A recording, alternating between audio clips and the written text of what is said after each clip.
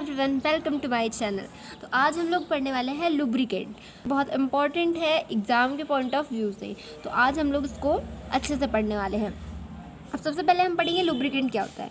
तो लुब्रिकेंट क्या होता है? A substance such as oil और grease that reduces friction when applied as a surface coating to moving parts. Lubricant like oil हो सकता है, ग्रीस हो सकता है।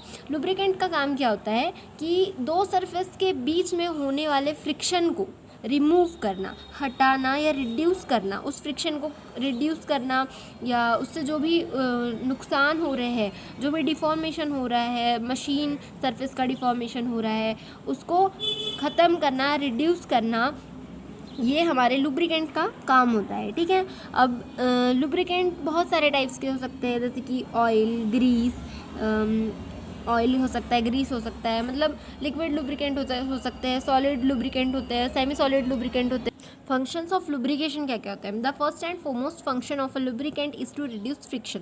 सबसे पहला काम होता है लुब्रिकेंट का कि क्या करे, फ्रिक्शन को रिड्यूस करे, क्योंकि अगर फ्रिक्शन रिड्यूस हो जाएगा तो मशीन में सरफेस डिफॉर्मेशन भी कम हो जाएगा, मतलब मशीन के पार्ट्स की टूट फूट कम हो जाएगी।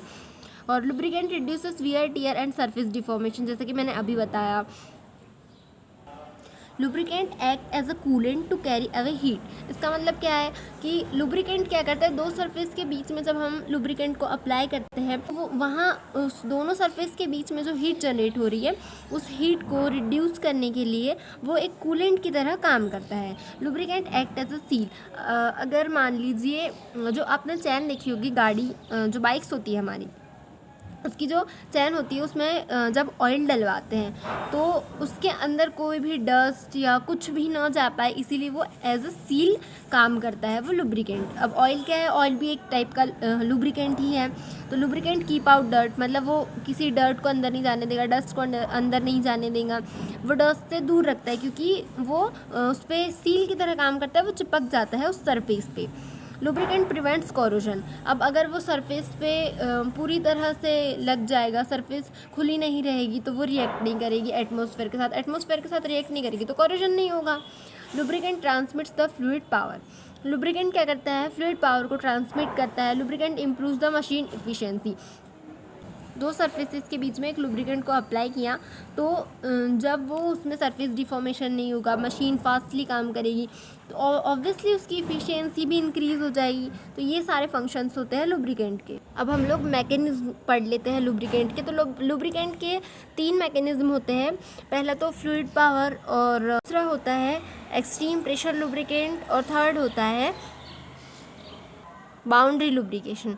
Okay, so first hydrodynamic lubrication में क्या होता है? हाइड्रोडायनेमिक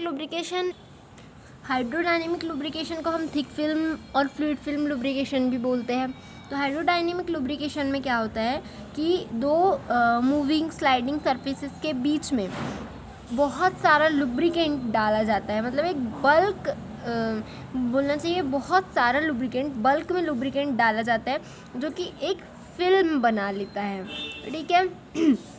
ये कितना थिक होता है? एटलीस्ट 1000 एंगस्ट्रॉम थिक, कम से कम 1000 एंगस्ट्रॉम थिक की ये लेयर होती है दो सरफेसेस के बीच में। अब bulk lubricant to film prevent direct surface to surface contact. अब बहुत सारा लुब्रिकेंट डाल दिया है तो हमारी जो फिल्म होगी लुब्रिकेंट की दोनों सरफेसेस के बीच में काफ़ी थिक हो जाएगी, काफ़ी मोटी हो जाएगी, जिसके कारण direct surface to surface contact नहीं हो पाता है, और इसके कारण जो पीक्स और वैलीज़ होती हैं सरफेस में, अब आप देखो सरफेस चाहे जितना भी प्लेन रहे, पर अगर हम उसको माइक्रोस्कोप से देखेंगे तो उसमें कुछ पीक्स और वैलीज़ प्रेजेंट होती है, तो उस लुब्रिकेंट के कारण वो पीक्स और वैलीज़ इंटरलॉक नहीं हो पाएगी।